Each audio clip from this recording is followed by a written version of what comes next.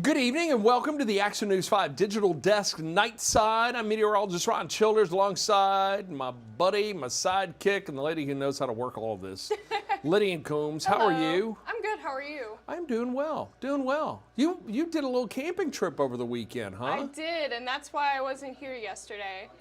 An extra day off. Yes. Very nice, very nice. How was it? It was beautiful. It was wonderful. We went to Natchez Trace State Park, and the weather was beautiful. That's just outside of Jackson, Tennessee. Yes. Right? Not far. Yeah, right down I-40. It's lovely there. Yes. Now, were you out over the weekend? Yes. Did you see the Northern Lights? I did not. Did you? I did not. I had Friday night off after that exhausting week of weather last week. I mean, I was just dead. And JP was at work. She gave me a call. I was just kind of laying around the house. She gave me a call and said, Childers, go outside now. And I did as told. And hopefully your husband does the same thing.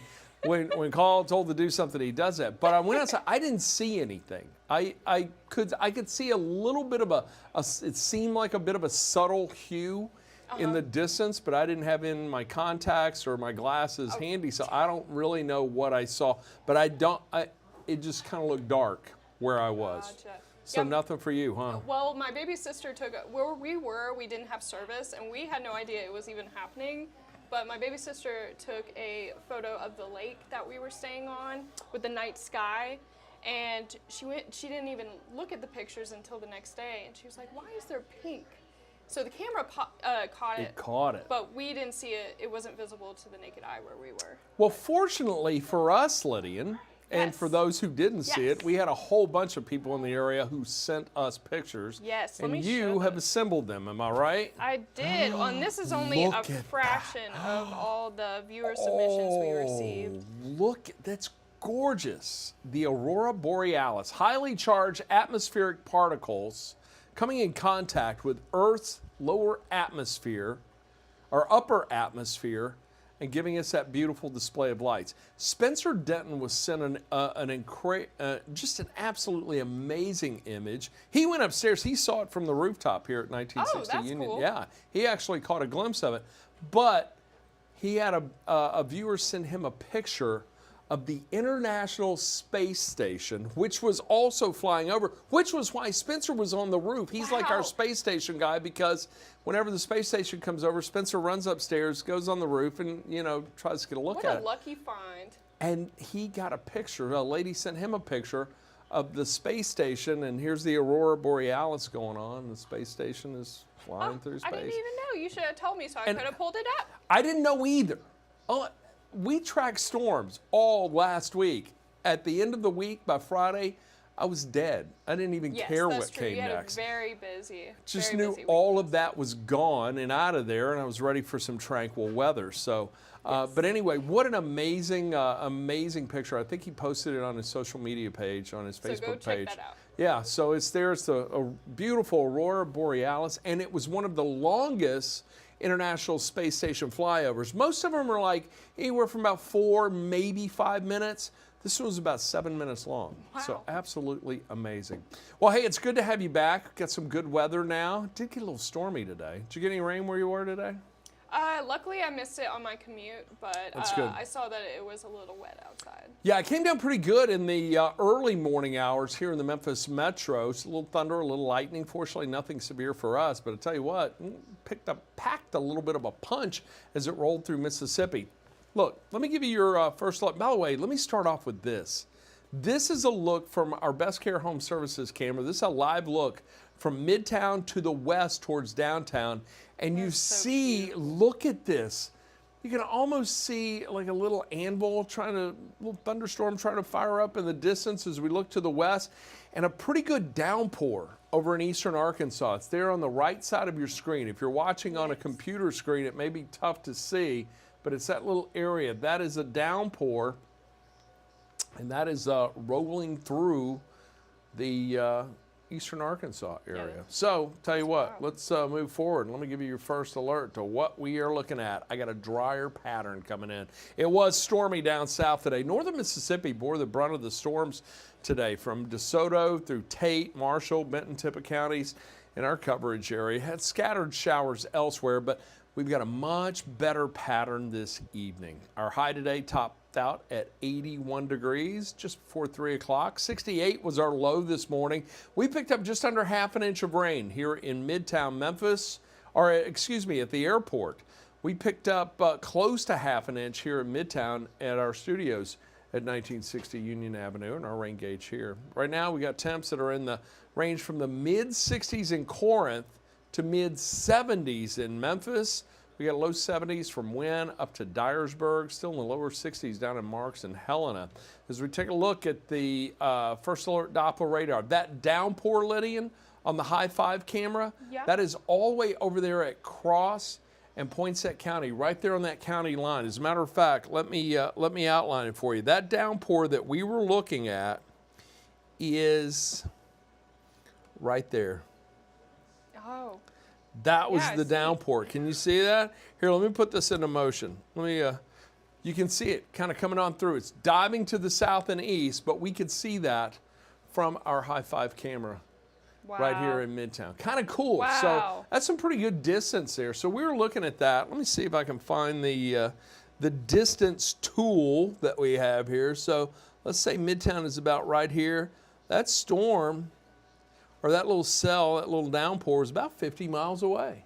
Wow. So we were seeing that from a distance of 50 miles. This is pretty cool, huh? Yeah, it didn't seem possible. It looked like it was just over the river. We've got a little drier air, so it's not as hazy right now. Still some moisture triggering those downpours out there, but because the general air mass is a little drier now, as we're starting to see that dry air coming in from the north, well, we get a little more distance, our visibility increases. So we were seeing that from 50 miles away. Wow. Absolutely amazing. So let me show you the big picture. We still got, notice this counterclockwise swirl. Typically we see these storms moving from the west to east around the area, and that's generally the weather pattern across the lower 48 from west to east. But this is really emanating from an area of low pressure that's tapping into moisture to its east, wrapping it around behind, and then driving it into right here into the mid-south and coming in really from the west-northwest. So it's kind of flowing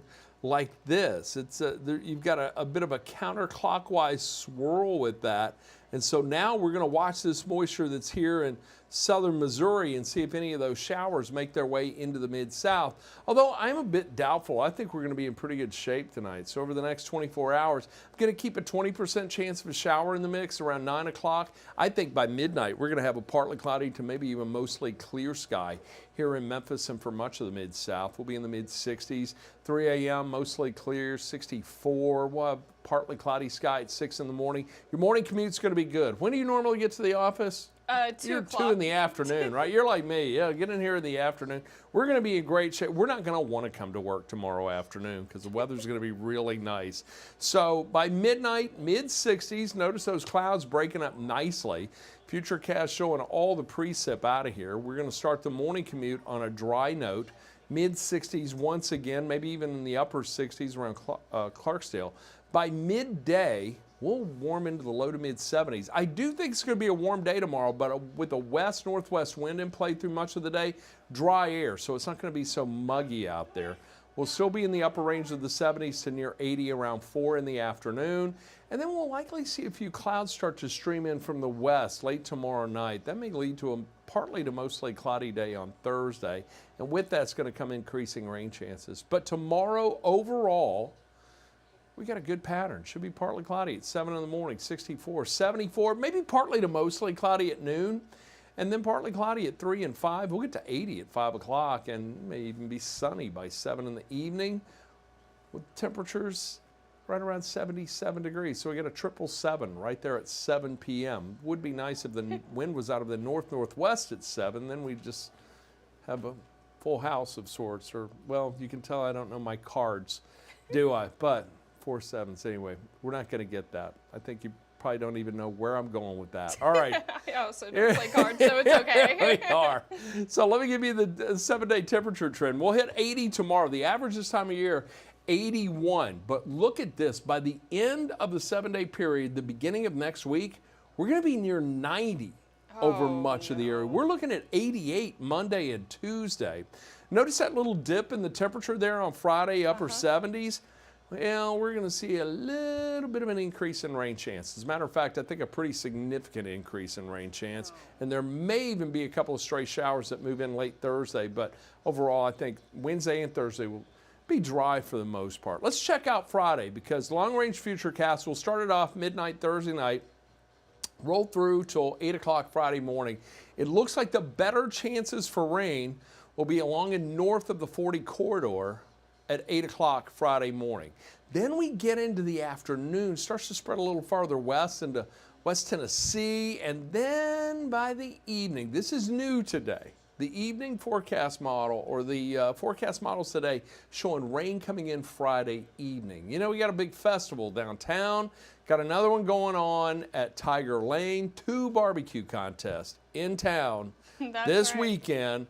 A lot of cooks are going to be throwing meat on the grill Friday night to get ready for judging Saturday at Smoke Slam downtown and the Memphis in May World Championship Barbecue Cooking Contest at Tom Lee Park. So weather is going to play a role in that. And as a matter of fact, as I roll it through from 7 in the evening on through the overnight hours, it looks like we could be dealing with showers well into the early morning hours of Saturday before it finally moves out. By the time it's all said and done, looking at about a 1/2 inch to 3/4 of an inch for most areas, slightly less to our south and east, especially into northern Mississippi. It looks like the bulk of the rain is going to fall around eastern Arkansas and into West Tennessee, but that does include the Memphis metro. So Friday through Saturday, that's what we're looking at there. And really the best chance for rain is going to come in Saturday morning. I think most of the day Saturday is going to be dry. We'll hit 84, should be partly cloudy Sunday, and 87. Kind of nice. So we got a good looking weekend overall, but one more round of rain coming through. There may be some thunderstorms Friday. I can't rule it out. But should any warnings be issued, if you have the Action News 5 First Alert Weather app, get the app. Get the app. The Action News 5 First Alert Weather app. You get that, you'll be alerted right there on your smartphone or your tablet. It's free for Apple and Android products. Having the interactive radar, very handy. And look, if you're going to be outside, if you're downtown, if you're competing or part of a team or just going downtown or out of Tiger Lane to have some fun, being able to have that app right there in the palm of your hand, knowing where the rain is and where it's going, plus you'll have the inside scoop from the First Alert Weather team. That's right there on the app. So a lot of good stuff in the hour-by-hour forecast for your specific location too. Did I say it's free? I did say it's free, right? By the way, $3.99. we had a gorgeous sunset this evening. I just posted a video of it on the app. So if you have it, you know what I'm talking about. But if not, grab it. Check that sunset out. It was beautiful just before 8 o'clock this evening. Yes, it was. So anyway, that's what I got going for weather. It's kind of uneventful. I like that, especially after last week. We need a little break from the rain. But you, back at it today, been kind of busy, huh? Yep. You know, been a busy day, but not too bad. It's been a good day. That's good. That's good. Well, I'm glad you had a little time to amass a few stories for us too, because I know you're pretty excited about some of the stuff you want to share with us this evening. Yes. What do you got? By the way, if anybody's got questions, can they ask questions? Yes, absolutely. On Facebook. So you can watch us on Apple TV, Roku, or Amazon Fire if you have the Action News 5 app. And if you don't, if you have one of those streaming devices, don't have the Action News 5 app, go to the App Store, download that. You can watch us on the News app. You can watch us on YouTube, on Facebook. But Facebook is the one place you can watch us and comment as we're doing this. So we'll go through the comments in just a little bit. But I want you to share with us some of the cool stuff you found. Okay, yeah. So, you know, branching off from weather, let's talk about This is weather related, season. though. Come on. Yes. Everything revolves back to the weather, doesn't it? Or so I like to think. But anyways, okay, so farmers are reporting best ever peach season after devastating losses last year, which is good because I love peaches so much. Do you like peaches? I love peaches. And in the summertime, my grandmother had a peach tree on her farm when I was a kid. Just to go down there and pick one off the tree was fabulous. We fresh apples, fresh peaches all the time, so that was wonderful. And then there was a wild, I think it was a blackberry bush that grew on a fence between my grandmother's property and her neighbor's property, and we would go down there and have so sweet. Blackberries, raspberries. There was all kind of great stuff there. Yeah, I missed that. I used to go to Jones Orchard with my family every summer and pick peaches there. So. Are they still there? Yeah. Okay, yeah, they're very still cool. doing it. I haven't done it in years, but yeah, That's you can fun. take a basket and just go and pick your peaches. Blueberry picking is the new thing now, I Oh, think. is it? Yeah. People go and take their kids and pick blueberries. Oh. I know my sister did that with my niece and nephew. They love that. Bring back Oh. bags of blueberries. All right, so nice. peaches are going to be good Yes, this year. Yes. Peach milkshakes. That sounds so good. Yes, it does. It does. And there's nothing like just a perfectly ripe, sweet, juicy peach. They are so fabulous. Yes. Love peaches. All right, But so I'm looking forward to that. That's going to be Yes, good. Good stuff there. Did you know it's all that- because of great weather. Yes. Because there was a deep freeze last year. Yeah. And we did have a freeze in March, but it didn't affect the crops to the point where it would affect them. And Georgia typically produces more than 130 million pounds of peaches a year. Those Georgia peach. How many pounds? What? 130 million, according to the University of Georgia. Okay. The peach season runs from mid-May to mid-August. Well, there you go, folks watching at home. Just keep that little number in mind when you're out and about and just, hey, casually. Do you know Georgia produces 130 million pounds of peaches? What is it, annually? It's amazing. Yeah, I know. That's a lot of peaches. Crazy. Yeah, you can make an Marvelous appearance. Marvin. Yeah, you can make an Come on appearance. in here, Come on Marvin. in. Marvin works is our TMP. He is our technical media producer. Marvin has, how long have you been here, Marvin? Going on 6 months. 6 months. Marvin does a fine Y'all job. live? Yeah, Yeah. we're live right now. You just busted into a live broadcast, Marvin. What a comment. We got comments. You got to go to Facebook and comment. So you guys, let us know what you think about Marvin and his just roaming right into the live shot there. You can tell he's new. Oh, how many people? There's 150 right now. Wow. It's pretty good. Hey, y'all. There you go, Marvin. You got your shout out. Now, Can I say something? say something. Everybody. What, all 150? All 150 people. 1,000. It's 150,000. 150,000 people. Ron, the Ron Childers. Is the best meteorologist I've ever seen. Marvin just did more for me than my agent has my entire career. Thank you very much, Marvin. You're a great man. You're a great man. I don't know what just happened there, but that was kind of wild. We are live. We're right in the newsroom. The newsroom is right there. Yes. It's behind Lydian. So it's like there's Yes, work that's my going desk on there. right there, by the way. And sometimes they just come over and think we're just hanging out, chatting, and having a good time. Yeah. It's good. And that's Marvin. Marvelous Yes, Marvin. yes. He's awesome. Hey, what else you got for us? All right, so this is local. Let me pull Okay. it up real quick. So we've covered this program before. Kim Clark did a story on this Yes, too. she A did 5-star story. It was yes, wonderful. Yes. But dogs and inmate trainers graduate from new positive training program at the Shelby County Department of Corrections. I think that's awesome. I know. So what they're doing is they're taking rescue dogs and teaming them up with inmates at the jail east, and setting them up for success by having them train these dogs, and then in the end, after they graduate this program, the dogs are adoptable. So Tuesday, today, was graduation day for the 3 special canines and their inmate trainers. For the past several weeks, Alfalfa and Crab Ragoon have been through a first-of-its-kind training program. They are now up for adoption through the Humane Society, and I've put a link in that story in case you want to check them out. Oh, good. So they're looking for their forever Yes. home, and they've been trained, and the wonderful thing about this program, the thing that really touched me, is it's impactful. They're helping to train these shelter dogs Yes. and rescue dogs, but at the same time, it's also had a tremendous impact on the people, the women caring for and helping to train these dogs with trust issues, just discipline and commitment issues, Yes. and just all the different things that we have to deal with in life.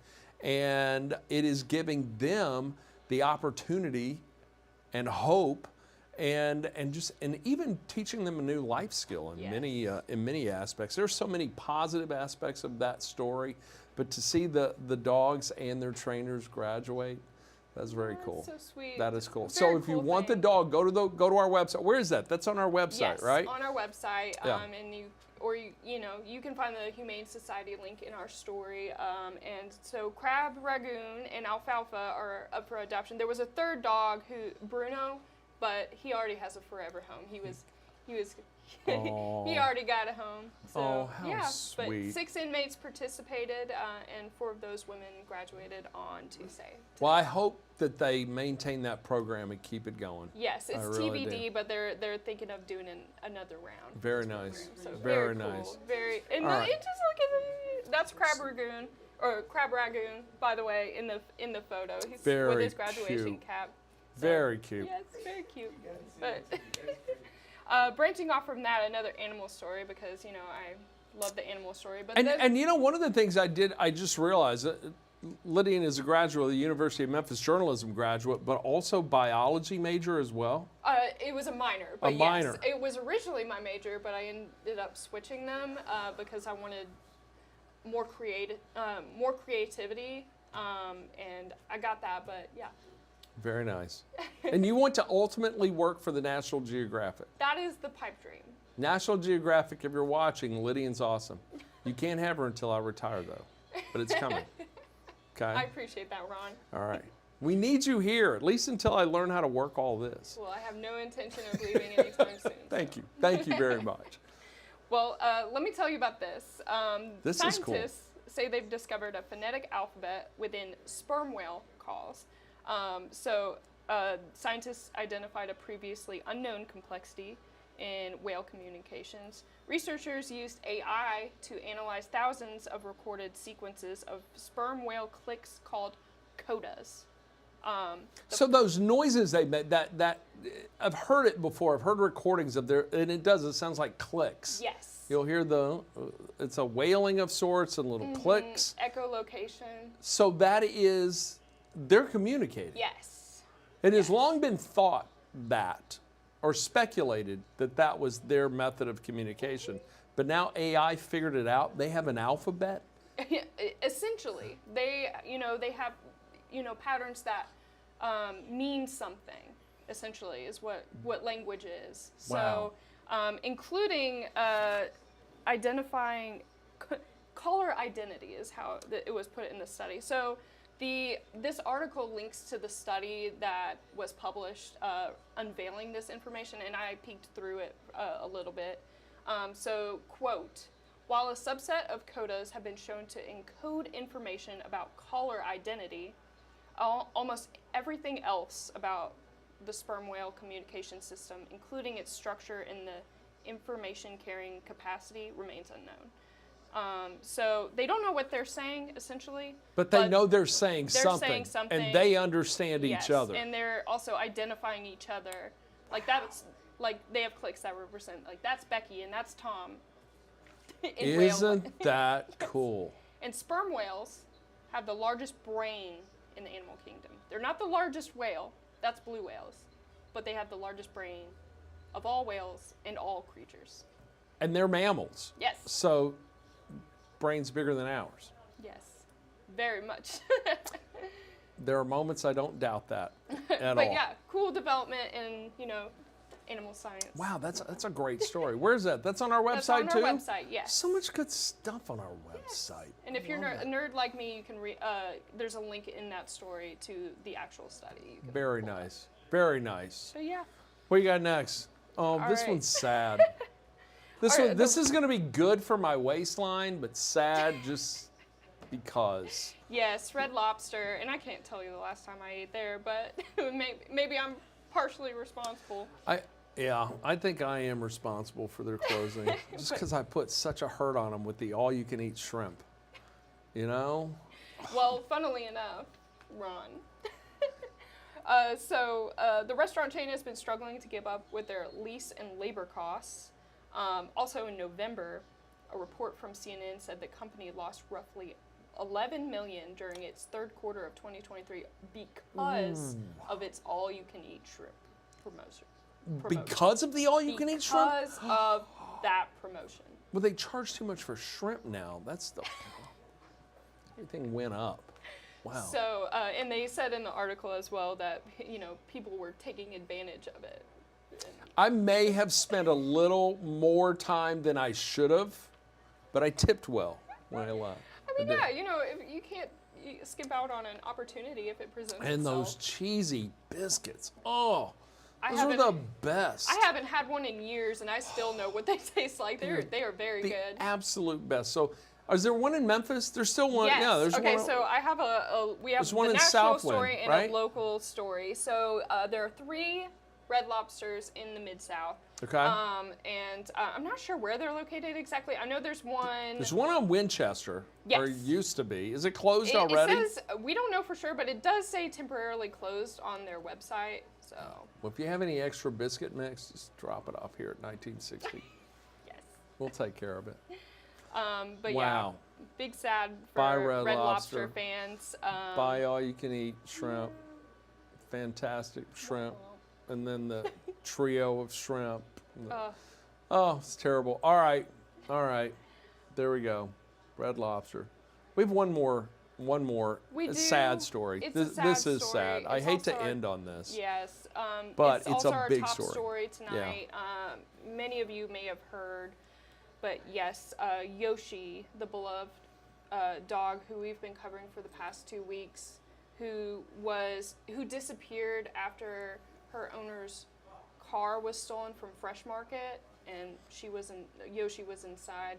Well, she was found dead, sadly. And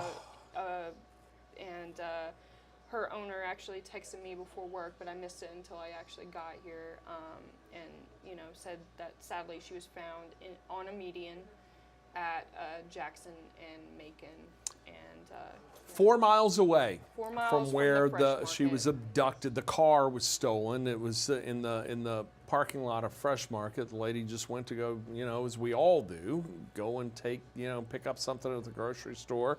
Took the dog along, and while she was in there, somebody stole her car. And then I assume, or it looks like they let the dog out, and then it just kind of wandered. At for a some while. point, they made an arrest in this case.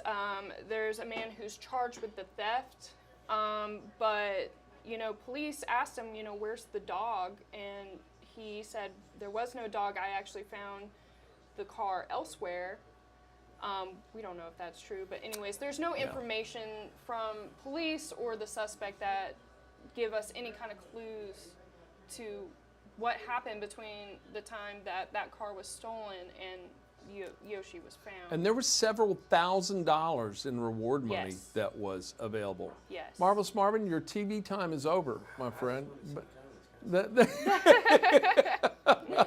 It's like a moth to the flame now. Yes, I am. But Joyce Peterson is working on that story tonight, and she will bring that to you live on Action News 5 at 10. She'll talk more about that and what is coming up. We'll in talk just to a the minute. owner as well. So anyway, we will have more on that. Yes. So, Lydian, I believe that wraps it up for us. I do invite you to join me, Joe Burge, Joy Redmond for Action News 5 at 10. Doc Holliday is going to be along with sports.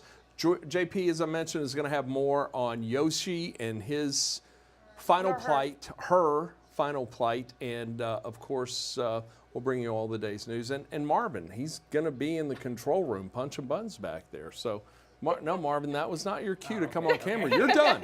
You're out, Marvin. You're out. You work behind the scenes, Marvin, behind the scenes. So, you're going to see more of him, I bet. Anyway, that's going to wrap it up for us on the Digital Desk Nightside. Thank you all for joining. But did we get any questions? We did. We actually got a lot of questions, but we out of unfortunately time. don't have time. But we will answer them. You can continue to drop them in the comments below, and we will just go back through them and answer as many as we can. And if you want Marvin to have his own show, leave that in the comments too. Our bosses read them. Anyway, that's going to wrap it up for us. You guys have a great night. Lydian, thank you again Thank for all the hard you. work and getting us going here. And thank you all for joining us tonight on the Nightside Digital